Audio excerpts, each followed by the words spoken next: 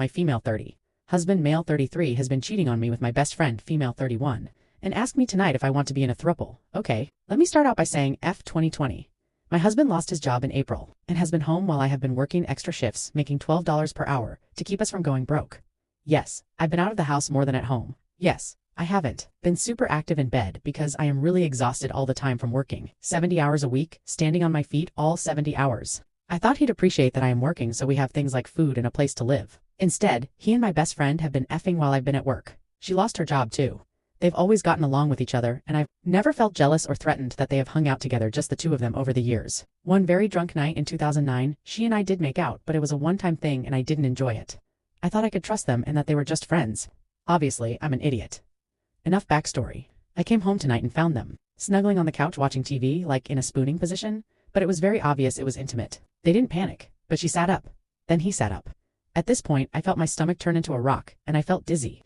No word of a lie, my body went into some kind of shock. I just walked to the bathroom and closed the door and sat on the toilet. I just started crying after I have no idea how long. I threw up. I heard them whisper talking but couldn't make out what they were saying. But then they knocked on the bathroom door and asked if I was okay, and I told them, obviously not. They didn't backpedal or deny anything. They didn't admit to effing then.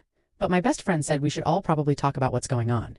I stayed in the bathroom. We talked through the door. That's when my husband said, okay, yes, we didn't want you to find out like this, but we have been in a relationship since July. He said some more things, but I honestly can't remember them because my ears were kind of ringing and I kept thinking about him saying relationship. This wasn't a fling or a one-night stand. I could maybe forgive that, but a real relationship? Isn't marriage supposed to mean just he and I are in a relationship? So he says whatever, and then my best friend says, so what do you think? I missed everything he said, obviously, so I told her that, and she said, so you missed the part? About all three of us living together? After me asking what? My husband clarified that she would stay on the couch, but they'd keep each other company during the day, and I could be with her too if I wanted. She knows I don't want this because we would have made out more than that. One time in 2009, right? I know she needs to move out of her place because no job equals no rent payment. I had told her in the past she could always crash at my place, but I never meant like this. How could she not know that? Is my best friend an idiot? Am I an idiot? I need advice. Yes, tell me that I'm the idiot I am for trusting them and having bad judgment and not doing my wifely duties. I own all those things. I just need help figuring out my next steps. I don't want to be in a throuple, and I don't even want to look at either of them. It's 3:30 a.m. and I can't sleep and don't know what to do. I feel like I've been used. I don't know even if I leave if I'd still have to pay for my husband's expenses because he's not working, which would mean I'm paying for them. To have a relationship, which idiot me has been doing since July, and I really hate my life right now. Edit, you beautiful people of Reddit. I'm overcome and honestly overwhelmed with the outpouring of comments and support and awards and DM. I just got home from work and am crying, but this is a good cry. It's been a really awful year and yesterday was brutal, but logging onto this has just been the most special thing. I promise to read all your comments and DMs, but it's going to take some time, haha. I still have no idea the best way to leave this situation, but I'm definitely not signing up for a throuple, which I made crystal clear to my husband at 4 a.m. Also, my manager pulled me aside today and asked me if everything is okay because I obviously didn't sleep and look super gross. I think from the throwing up and not eating. I just told him what happened because I couldn't think of a lie on the spot. He took me to his office and searched our legal bar and legal help in divorce mediation and looked me dead in the eyes and said if I tell anyone at work he'll deny it. So then I broke down sobbing in his office, which was really not my finest moment. So it turns out he has a soul and gave me Monday off, in his words, to get yourself to a lawyer but keep it quiet from your husband. So on Monday my husband will think I'm at work, but I'll be seeing what my next steps should be from a legal perspective. Speaking of my husband, I asked him to give me some space for the next few days and he's on the couch. My best friend texted me a few times today, but I've just left her on read. This was a long edit. I'm going to eat something and sleep now. Thank you for caring.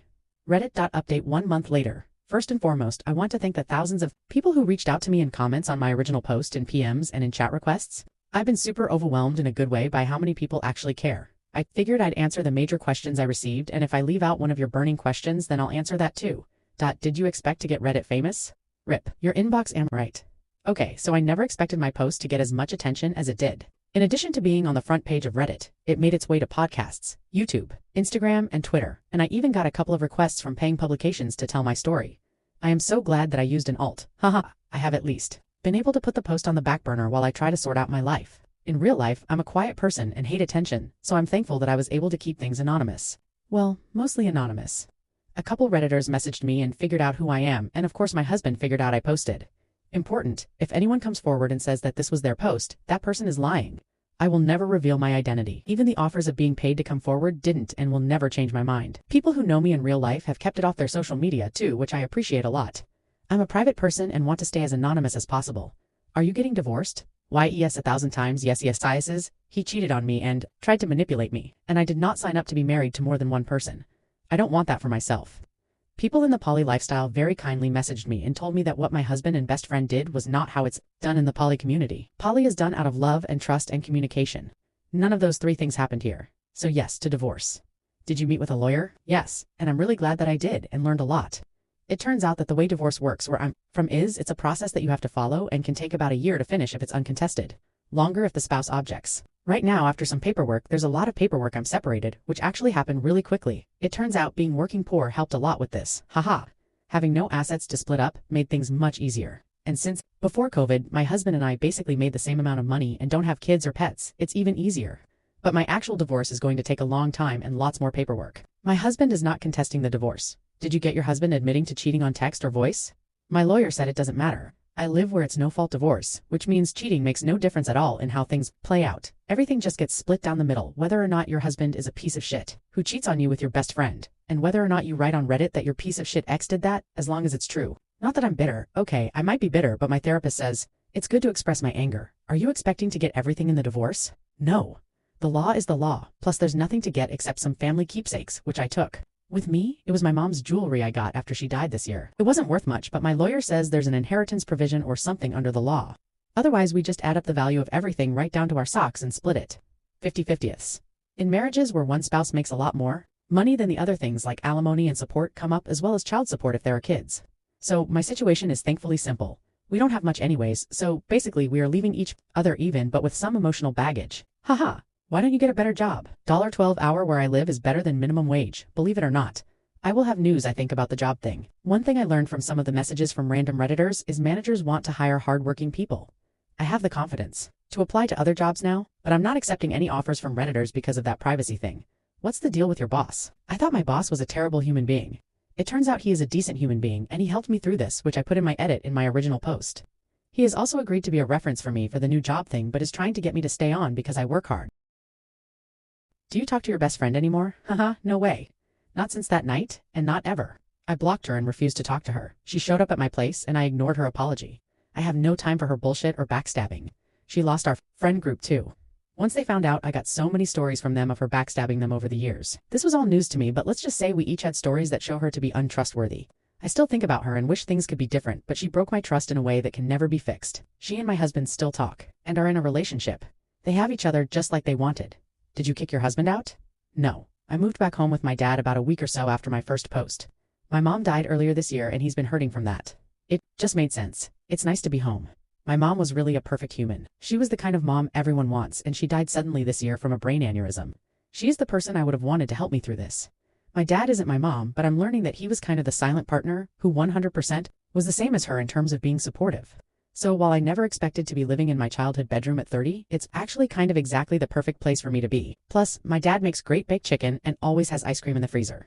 For the moving out part, my friends came over and my dad did too, and we all moved my stuff out at once. A lot of Redditors reached out about the unspoken dangers of ending a relationship and the ex getting violent when they feel they are being abandoned. My husband is a shitty human for a bunch of reasons, but he never got physically violent with me, but I decided that being safe was important, so I called in favors from my friends. It went fine, and my husband ended up leaving during the move to make things easier on everyone. Why did you call yourself an idiot and make things your fault? Because I'm stupid. Haha. I think it's just what I always do. I own up to things, even when they aren't my fault. Which leads nicely to the next question. Are you in therapy? Yes. A lot of you reached out and suggested it. Since this is anonymous, I will be super honest here. Between losing my marriage and best friend and mom and working insane hours, I had a breakdown. There's no other way to put it. I was in crisis and probably still am. I'm still not eating great and still making a lot of mistakes in how I talk to myself and call myself an idiot and stupid.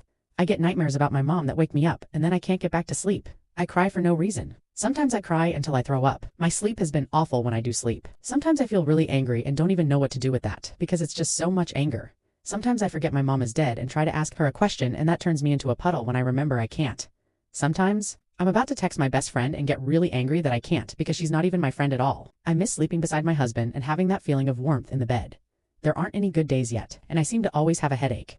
Life is just kind of hard these days and I can't fix how I feel, no matter how much I try. I found out that therapy with the insurance through work is paid for up until a certain amount. My therapist says after the work benefits run out will still help me by reducing her rates if I want.